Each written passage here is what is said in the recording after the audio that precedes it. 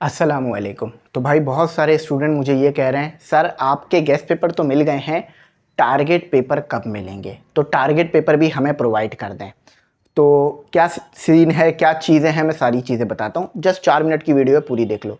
और ये भी बता दूंगा कि गेस्ट पेपर कितने % लगेंगे, ठीक है, बोर्ड एग्जाम में, ताकि आपके लिए मुश्किल ना हो।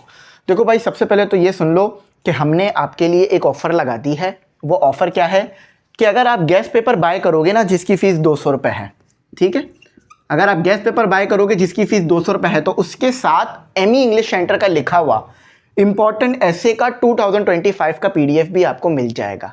सही है? तो ये दोनों चीज़ें आपको मिलेंगी। पहले क्या था, सिर्फ एक चीज़ थी गेस्ट पेपर ना, और याद रखना ये ऑल सब्जेक्ट्स होंगे, ठीक है, एक सब्जेक्ट की बात नहीं कर रहा हूँ मैं, तमाम सब्जेक्ट्स की बात कर रहा हूँ। और साथ ही साथ इंपॉर्टेंट ऐसे भी मिलेंगे, तो उन्हें भी देख लेना, class 9, 10, first year, second year, सबके लिए।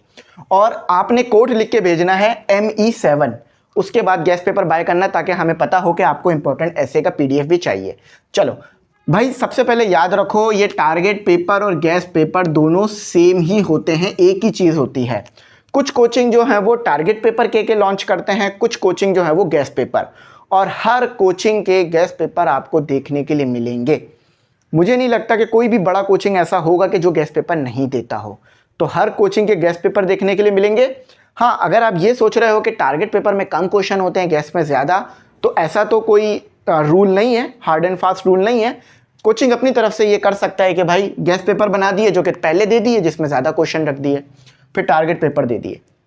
तो याद रखना, एमई इंग्लिश सेंटर के सिर्फ गेस्ट पेपर ही होते हैं, और वही हमारे टारगेट पेपर होते हैं। और हम आपको पेपर से काफ़ी पहले प्रोवाइड करते हैं गेस्ट पेपर, ताकि आपके पास टाइम हो पेपरों की तैयारी करने के लिए। अच्छा, बच्चे मुझसे ये भी पूछ रहे हैं कि सर आप फीस क्यों रखते हैं, फ्री में क्यों नहीं देते? तो वो बात मैं वीडियो के आखिर में बताता हूँ। सही है? अच्छा, अब साथ ही साथ याद रखना कि भाई ये जो गेस्ट पेपर है ना, वो 70 to 75% इंशाल्लाह लग जाएंगे। क्वेश्चन अच्छे खासे दिए मैं ये नहीं कह रहा 100% लगेंगे, क्योंकि भाई मुझे पता है कि कितना % लगता है, और पिछले साल भी कितने % लगे थे। बहुत अच्छे चांसेस रहे तो 85% भी लग जाते हैं, और 85 अगर ये गेस्ट पेपर लग गए तो फिर 2-3 क्वेश्चन अगर खुद भी कर लेते हो तो 100% पेपर हो सकता है। लेकिन इंशाल्लाह 70 to 75% हमारे मेन गेस्ट पेपर जो होते हैं वो लग जाते हैं। जब कोई पेपर होंगे तो मैं कंपेयर करके भी दिखा दूंगा कि हाँ इतने क्वेश्चन लगे, ताकि अगले साल के लिए आपको भरोसा हो जाए। और जो बच्चे हमसे पढ़ते आ रहे हैं 9 में, 10th में, फर्स्ट ईयर में, और अब सेकंड ईयर में आ गए हैं, बल्कि यूनिवर्सिटीज़ भी चले गए हैं, तो वो गेस्ट पेपर से तैयारी करते आए हैं। तो आप लोग भी तैयारी करते रहो। और हाँ, अब इस पे आ जाते हैं, क्योंकि भाई अगर मैं किसी से 1 रुपया भी ले रहा हूँ ना, तो ये मेरी जिम्मेदारी है, मैं उसको बताऊँ कि भाई ये आपका 1 रुपया मैं कहाँ लगा रहा हूँ, क्या ये 1 रुपया वर्थ है या नहीं। देखो, सबसे पहले तो फीस जस्ट 200 रुपये है तमाम सब्जेक्ट के लिए, एक सब्जेक्ट की नहीं है, ठीक है। और ये फ़ीस इसलिए ली जाती है क्योंकि गेस्ट पेपर बनाने में काफ़ी ज़्यादा लगती है मेहनत। हमारे गेस्ट पेपर अंदाजे नहीं होते हैं, ये अंदाजे वाले गेस्ट पेपर नहीं है, तुक्का नहीं लगाया न टीचरों ने, न किसी और ने, न हमने, ठीक है। ये कैसे लिखे गए हैं गेस्ट पेपर, सुन लो। ये लिखे गए हैं रिसर्च के बाद, ठीक है, ये रिसर्च के बाद लिखे गए हैं। अब रिसर्च किस तरह से है की गई है, ज़रा ये देखो। सबसे पहले हमने पास पेपर को चेक किया, ठीक है, उसमें से मोस्ट इंपॉर्टेंट और रिपीटेड क्वेश्चन उठाए।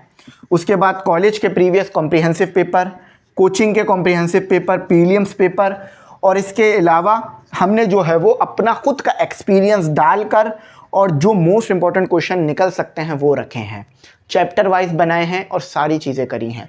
तो इस काम को करने में हमारा कहीं जो है वो महीनों का टाइम लगा है। ये दिनों में लिख के नहीं दिए हैं, ये हमने कहीं महीनों में आपको लिखकर प्रोवाइड किए हैं, एक एक करके। सही है, याद रखना। और एक और बात भाई, देखो, जब कोई मेहनत करता है तो उसको उसकी मेहनत का सिला भी दिया जाता है ना।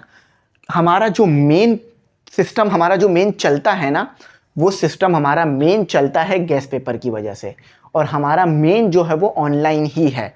तो अगर हम ऑनलाइन गेस्ट पेपर की फ़ीस नहीं लेंगे तो सिस्टम कैसे चलाएंगे? तो सिस्टम भी तो चलाना है ना, इसीलिए इसकी फ़ीस है। क्योंकि हमें कोई भी सपोर्ट नहीं कर रहा है, ना ही कोई फाइनेंशियली सपोर्ट कर रहा है, और ना ही कोई गवर्नमेंट इदारा सपोर्ट करता है, कोई भी सपोर्ट नहीं करता। हम जस्ट आप लोगों की वजह से ही ये काम करते हैं।